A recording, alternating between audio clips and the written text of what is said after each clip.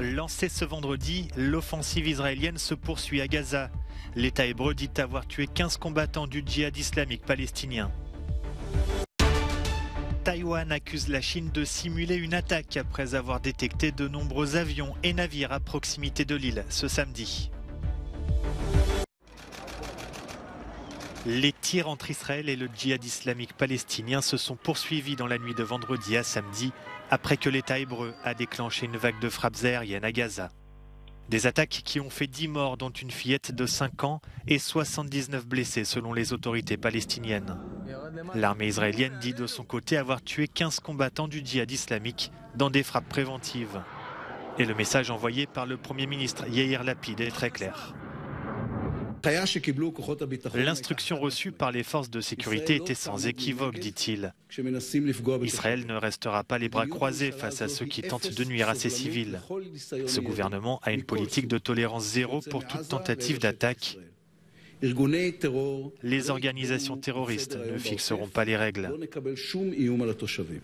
Israël ne souhaite pas, mais ne craint pas non plus un conflit d'envergure à Gaza.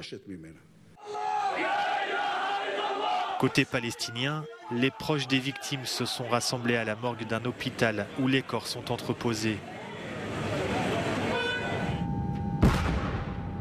Sur ces images de l'armée israélienne, un bâtiment abritant l'un des chefs du djihad islamique à Gaza est visé par des frappes.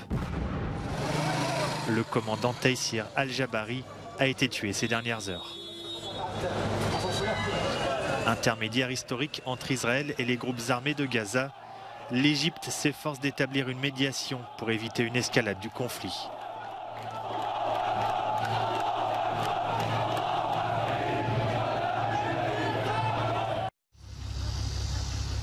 Taïwan accuse la Chine de simuler une attaque après avoir détecté de nombreux avions et navires à proximité de l'île ce samedi.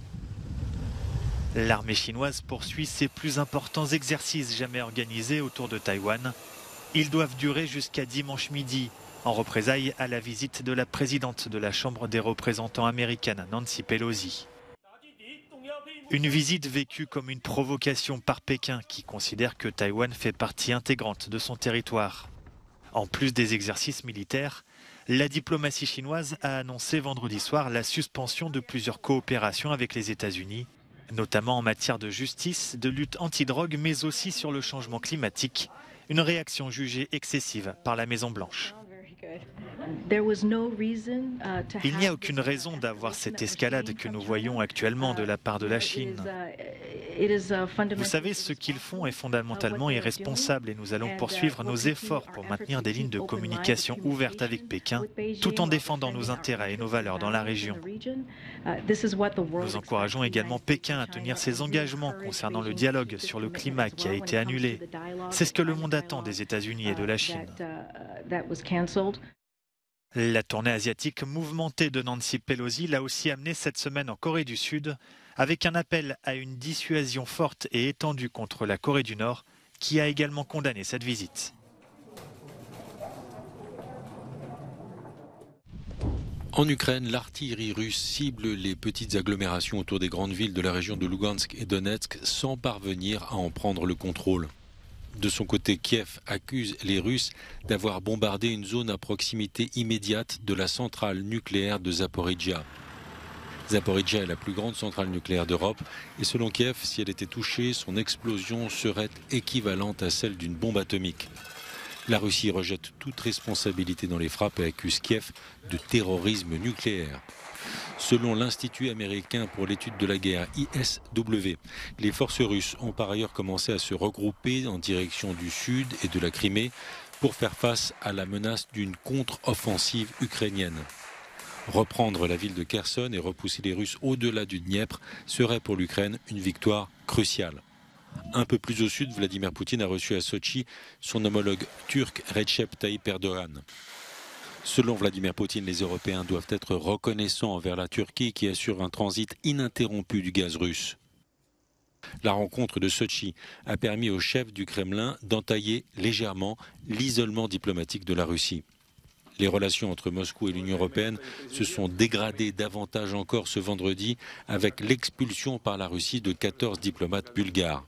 Moscou explique qu'il s'agit d'une réponse à la décision de Sofia de fermer un consulat russe et de déclarer persona non grata 70 employés d'institutions russes à l'étranger.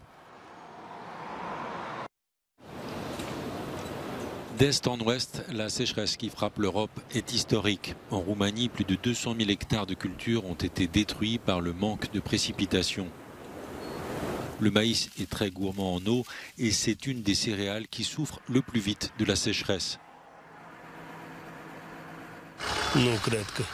Le maïs est sec, tout est sec. Il n'y aura pas de maïs, même pas un quart de ce qui devrait, explique ce cultivateur. On pourra ramasser un peu par-ci par-là, mais très peu.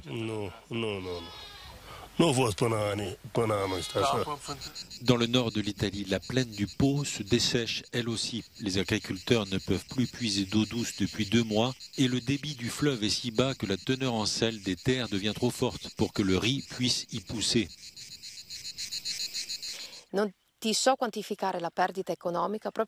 Je ne peux pas dire combien j'ai perdu parce que déjà le prix des engrais a augmenté de 40 à 120 € pour 100 kilos.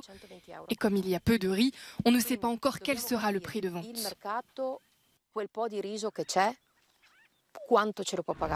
La première ministre française parle de la plus grave crise enregistrée en France où une centaine de communes n'ont plus d'eau potable. Dans les Vosges, le niveau des sources de la commune de Gérardmer est si bas que l'eau du robinet est désormais impropre à la consommation. Là, ce qui m'inquiète, c'est qu'on nous a dit minimum 48 heures et on ne sait pas combien de temps ça va durer. Et du coup, j'ai pas d'autre eau de côté, donc il va falloir que j'en fasse bouillir si besoin. Et puis la mettre au frais, et puis c'est un peu plus de préparation, un peu plus de travail, donc ça risque de devenir un petit peu compliqué si ça dure un peu plus longtemps. La nappe phréatique de Gérardmer est exsangue, le maire parle d'une situation extrême et la ville a décidé de puiser l'eau de son lac. Des analyses de l'eau doivent être menées avant qu'elle ne soit proposée à la consommation. Une tortue à 2 têtes est née aux Pays-Bas. Cet éleveur amateur en a fait la découverte la semaine dernière. Outre ses 2 têtes, le spécimen possède aussi 2 queues, mais seulement un jeu de poumons et un système intestinal. Nommée sorte, qui signifie chance en portugais, la jeune tortue est en bonne santé et pourrait vivre jusqu'à 150 ans. En Norvège, la star de l'été se nomme Freya. Ce morse femelle déambule le long de la côte, comme ici près d'Oslo. Freya vient se nourrir et n'hésite pas à faire sa sieste sur des petits bateaux. Seul inconvénient, certains ne résistent pas à son poids car Freya pèse plus de 500 kg. Il est d'ailleurs déconseillé de trop s'en approcher.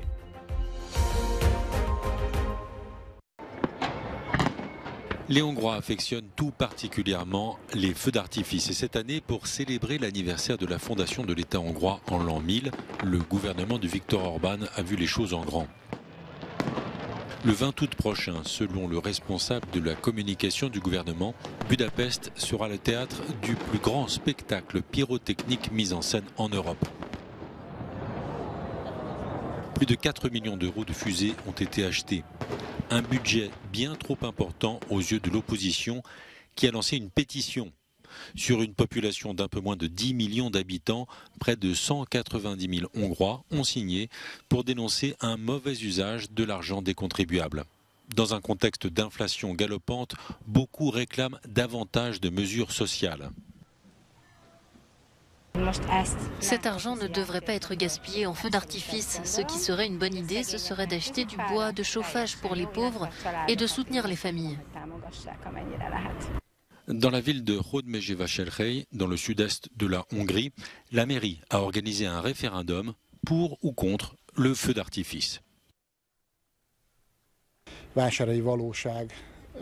Le bulletin de vote a été publié dans le journal local et des urnes ont été placées à différents endroits de la ville, à la mairie, dans les hôpitaux et même dans les bus. Tout le monde a pu choisir s'il voulait ou non des feux d'artifice.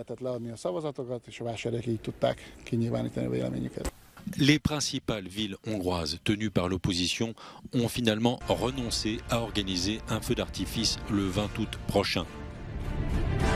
Le maire de Budapest s'est prononcé contre le feu d'artifice dans la capitale, mais l'élu s'est dit démuni face à la décision du gouvernement.